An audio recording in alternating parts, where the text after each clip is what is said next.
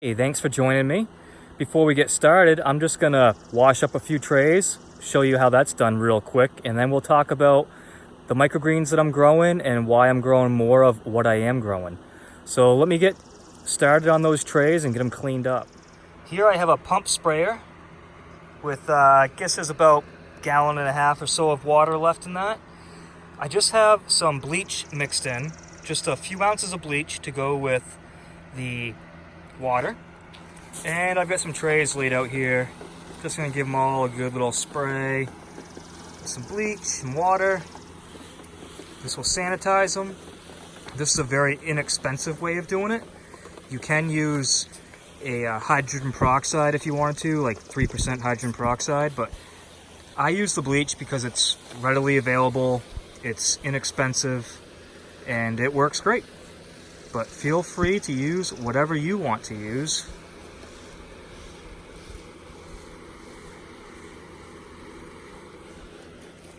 I'm just going to flip these all over and we'll get the insides of them. I wash my trays between every single grow, but for the most part I don't get too carried away with it. I'll just give them a nice rinse of bleach and water, and then I will just rinse them off with the hose. Sometimes I will actually take the time to get out a sponge or a cloth and actually wash them all down really well. But I don't do that between every single grow unless I get like a lot of roots or whatever stuck to the tray, then I will have to scrub it off. So I'll let these soak for a few minutes and then I will hose them off. So now I've just got my trusty garden hose here. I'm just gonna give the trays all a really good rinse. Like I said, they don't have to be absolutely spotless between every single grow. And then I will flip them over and rinse the other side, and then we will start planting some of our microgreens. Well, I was just looking around for my handy dandy little phone holder thing that I use for when I'm recording. Couldn't find it. I don't know what I did with it. So you're gonna have to settle with a kind of first person view. I will hold my camera in front of what I'm doing and go from there. So what I have here is I have 6 trays with Rockwool in them. These are called crest plates. They're super thin and I love them. I've shown them in a few videos lately and I've been very, very happy with those. So we're gonna plant some microgreens that sell very well. And one of those will kind of surprise you. I'll tell you a little bit about that in a minute. But let's get started with our solution. This is our nutrient solution, and this is General Hydroponics Maxi Grow. I find that 1 gallon of this is actually perfect for about 4 sheets of the Rockwool. So it really holds the water like extremely well. It's one of the reasons that I really like it. And so I'm gonna just go ahead and dump this on. I'll probably have to mix up some more.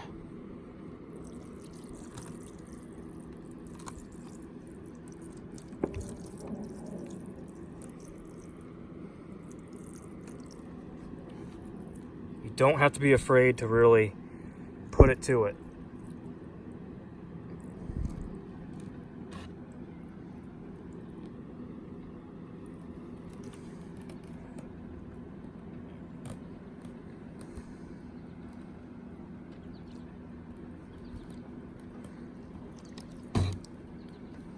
Starting off with the nutrient solution for microgreens may not be important.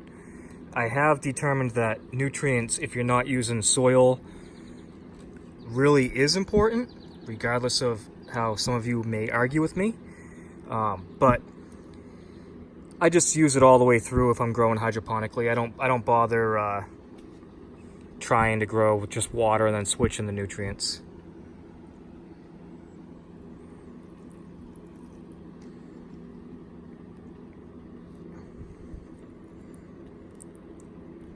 So like I said, that wasn't enough. I'm gonna have to mix up another gallon.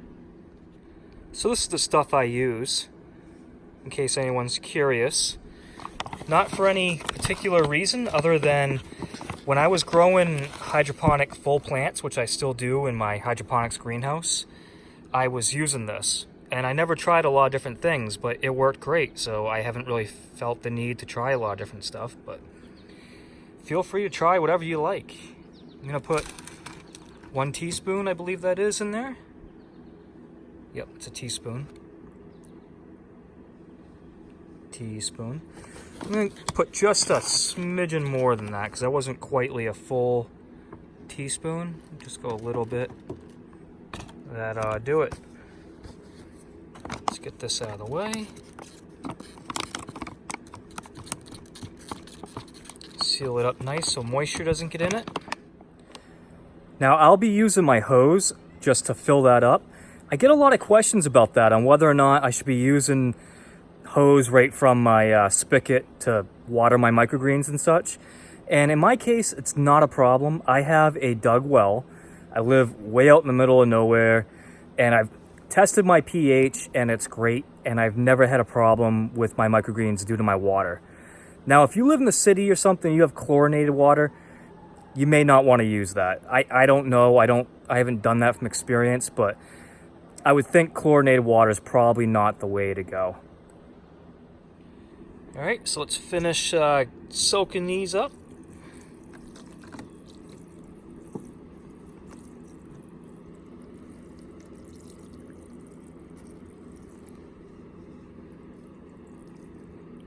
Like I said, you do not have to be bashful. You can really let it get nice and wet.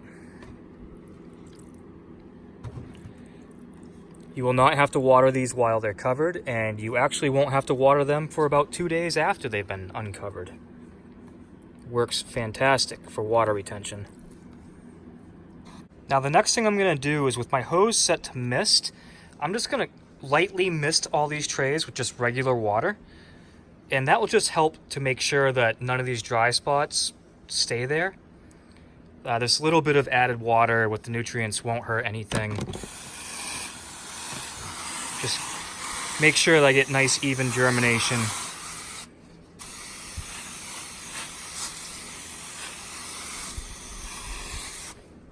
Beauty.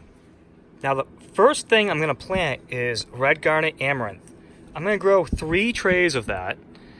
And the reason for that is that it actually is surprisingly one of my best sellers. Okay, so why is that surprising that amaranth would be one of my best sellers? I mean, everybody loves red garnet amaranth, chefs, all that. Well, the thing is, that's really what surprises me, is that some of you know that I used to sell in some local stores, like small country stores, things like that. And I never really brought much amaranth because a couple reasons. One is it's a pain to grow. It's really delicate. It's really hard to deal with. It doesn't have a really long shelf life. Didn't think people would want it because really I thought it was a chef-only type thing. But recently I started selling at some local markets again. And these markets are produce specified, or they focus on just selling produce, local stuff they ship in, whatever. And I found that every time I brought amaranth, even though it was rare that I would do that, that would sell. It would sell pretty quickly compared to like everything else I was bringing, radish, pea shoots, sunflower shoots, whatever. People would grab that amaranth. And because I also have discovered that Rockwool works absolutely fantastic for growing amaranth, I figured why not ramp that up a little bit and start really producing it and selling more of it. Now, when I say really producing it, that for me, that's like 4 trays a week of amaranth. And I'll go with that and see where that is. I still grow everything else along with that, my sunflowers, peas, all that stuff. But for me, 4 trays or so of amaranth for the market, that's a bit. For bigger growers, that's absolutely nothing. But so we'll see how that goes, and let's get back to planting. I just wanted to explain to you why I'm doing amaranth. All right, so we're gonna grow some amaranth. I am gonna put in 1 tablespoon of amaranth per tray, and I'm gonna just, as evenly as possible, spread that around.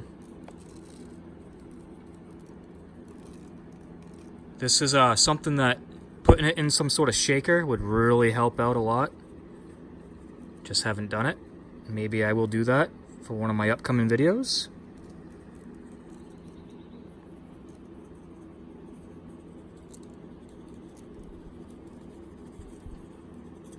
It's all in the wrist.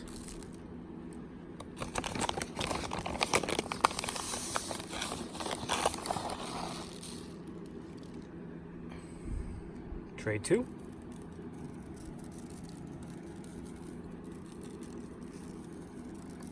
These horseflies have been killing me.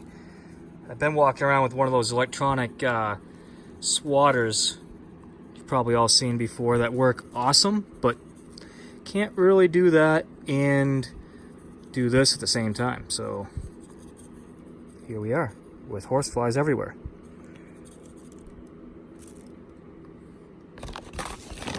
One more.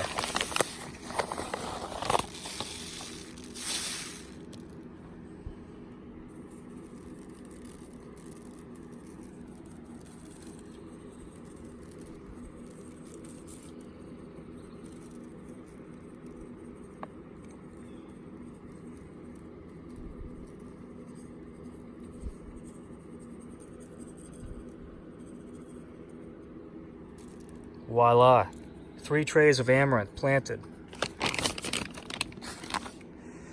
So what next? It's so wet outside from raining that seeds are sticking. Let's do some broccoli. All right, so we will do 2 tablespoons of broccoli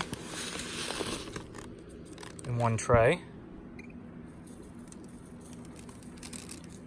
One of the things I found with using the Rockwool is I don't have the dampen off issues that I've had with soil. Amaranth would be the #1 worst for that. Even though I have a process that works really good, it's still not foolproof, and even I will still have failure. But with the Rockwool, I haven't seen that, and that's why, since I've been growing on Rockwool, I'm not afraid to ramp up production of amaranth. And if I have the market for it right now, I wouldn't hesitate to grow 100 trays of amaranth and not really be that worried about it. That's a perfect amount of broccoli right there. Now let's do some wasabi mustard. Now, a tip, I've shared this many times and somebody shared it with me, and that's how I know, is that you can buy spicy oriental mustard and it tastes almost exactly like the wasabi. You basically cannot tell the difference. The big difference though is it's so much cheaper. It's way less money. I can't remember the difference, but trust me, the spicy oriental, almost the same thing, way, way cheaper. So we're gonna do 2 tablespoons of this.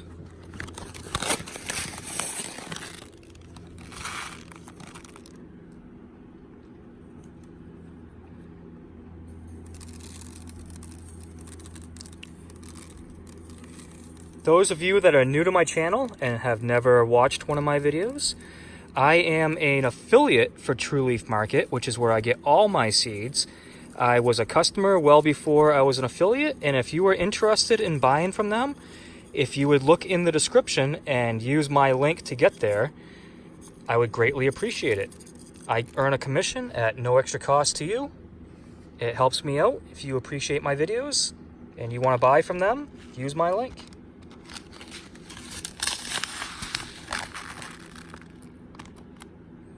So I'm gonna go just under 2 tablespoons. Be plenty.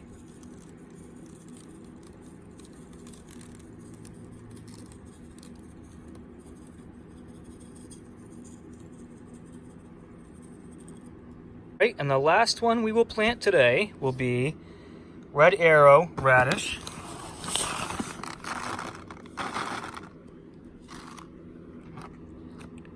Red arrow is a really nice radish. It's got a nice deep red stem. It's fairly spicy, and it is one of the least expensive radish seeds you can get. I also grow a lot of China Rose, Purple Sango, Rambo, but one of my favorites really is this red arrow, just because it grows really well, it's super inexpensive, and it's just a nice microgreen.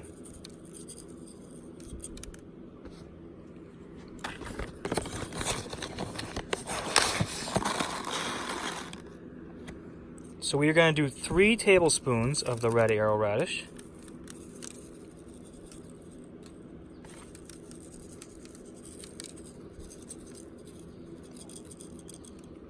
All right. Okay, we have our 3 trays of amaranth. We've got our broccoli, our mustard, and our radish. Now is where you see there is a method to my madness. Why'd I do 3 trays and then 3 other trays? Well, that's because the amaranth is going to go on top of each of these. So this tray, get an amaranth, and you can see how it was puddling up with the water nutrient solution because it's just so much of it in there. See that?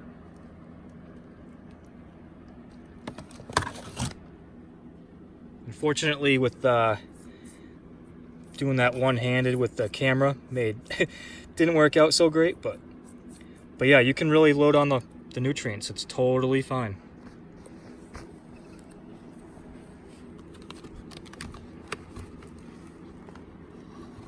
And I'm just gonna put the camera down for a minute.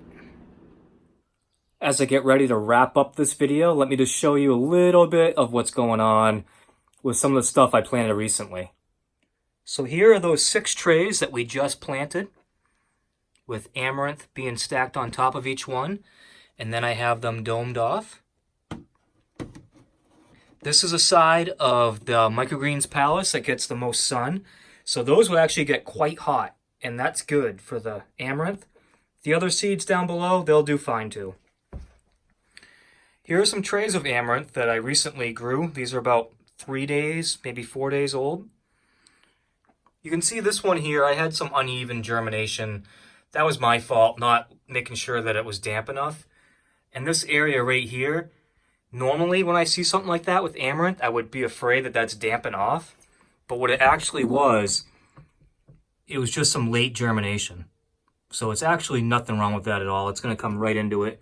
I have yet to see dampen off on Rockwool. So super confident growing on it, not concerned at all. Here I have some basil. I've also had fantastic results with basil on Rockwool. I just uncovered this today. I cover my basil until I get a nice long stem, and then I uncover it. That way it's easier to harvest that way. But those are all leaning because there was a little bit of a crack in my tray where the light came through, so they're leaning over, but they'll straighten up. And over here is another tray of basil. Same exact thing, just uncovered today. So that's going to do it for today. Hope you enjoyed this video. Something I just kind of threw together real quick, but I think there's some really good tips in this video and some good information for you guys that may be interested in getting started and growing yourself. If you're really serious about getting started, I have a course that teaches you everything you need to know, comes with all kinds of stuff, complete grow kit, lights, all that. Don't want to go into it too much because I don't want this to sound like a sales pitch, but anything that you're interested in that I talk about typically is in the description of the video. So if you want to become a Patreon member, the course, use my affiliate links, whatever, it's all in the description of the video. And if you don't want to do that, just keep on watching my videos. They're all free. Tons of free information. You don't have to buy anything from me. So thanks for watching. Please give me a subscribe if you like this video. If you're not subscribed already, thumbs up would be appreciated. Thanks a lot.